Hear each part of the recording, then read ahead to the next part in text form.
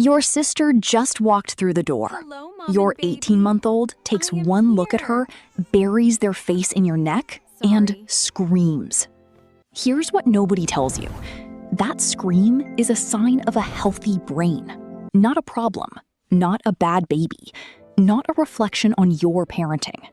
It's a brain doing exactly what evolution designed it to do.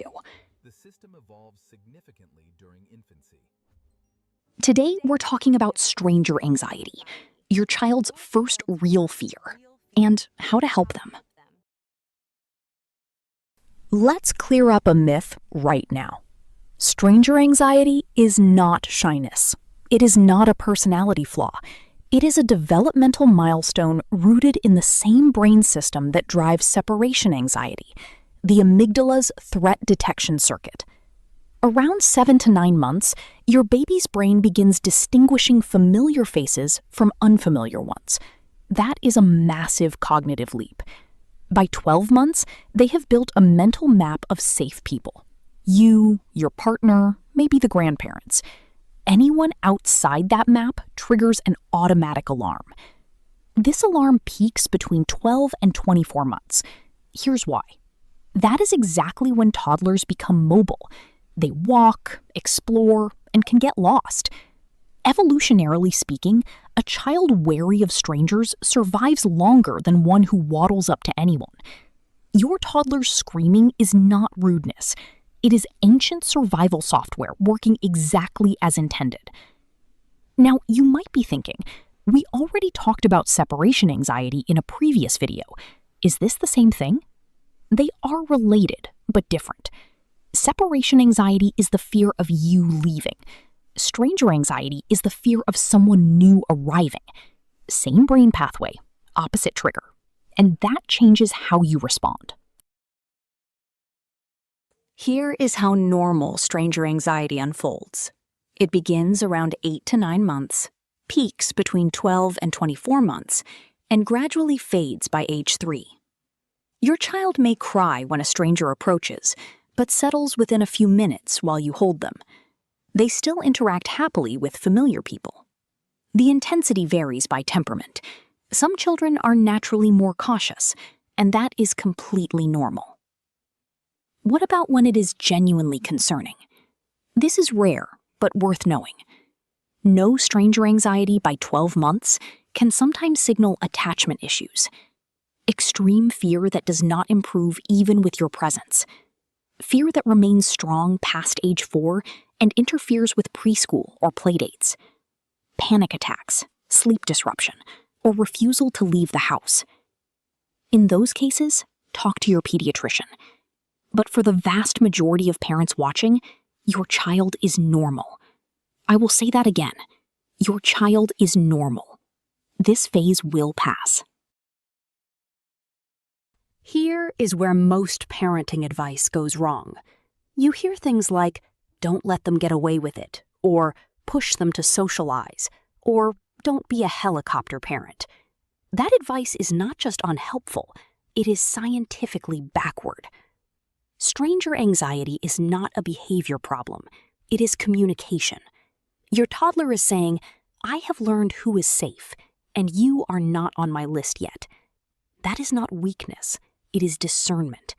And you do not build discernment by forcing a child into a stranger's arms to prove a point. If your 14-month-old hides their face when someone new approaches, do not push them forward. Pull them closer. When you do, you are telling their amygdala, the brain's alarm center, that you are a reliable protector. That is what builds the confidence to eventually explore. Children learn to separate safely only after they trust you will not push them away. The research supports this. According to developmental psychologist Jerome Kagan's longitudinal studies on temperament, cautious children who received supportive, non-pushing parenting were far more likely to outgrow their fears than those whose parents forced exposure. The brain needs safety before it can learn.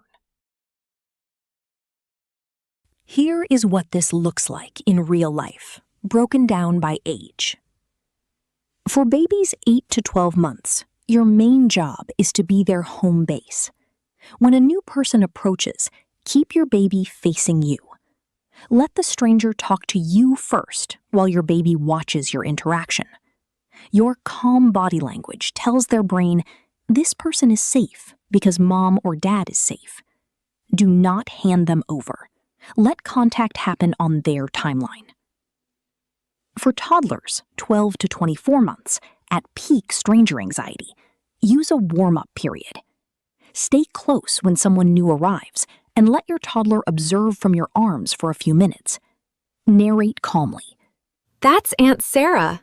She's smiling at you. She came to see us. Let the new person offer a toy instead of reaching for your child. A side approach works better than face-to-face contact. For 2 to 3-year-olds, language becomes key. Prepare them in advance. We're going to see Grandma. Remember Grandma? She has the dog. Preparation reduces surprise, which triggers the amygdala. Let your child choose the interaction, a wave, high five, or hug. Giving them control lowers threat response. For 3 to 5-year-olds, most stranger anxiety fades, but social anxiety can appear as shyness or selective mutism in new groups. The strategy shifts to coaching. Role-play meeting people at home. Practice greetings on their terms.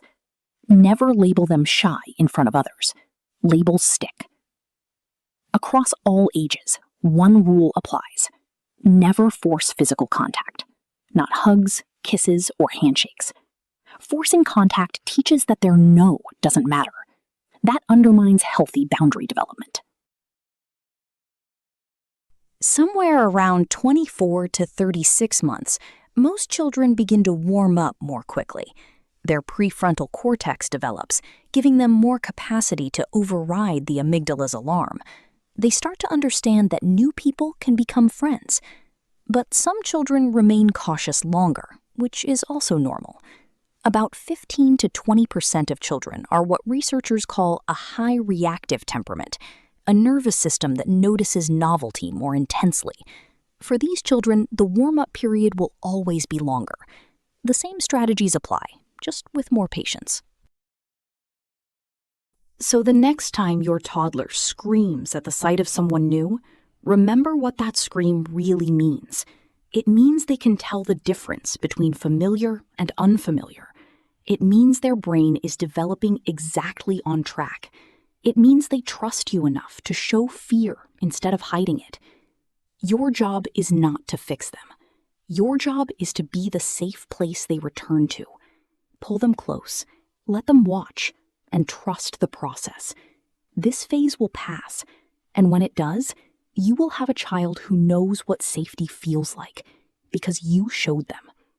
If this helped, subscribe for more science-backed parenting.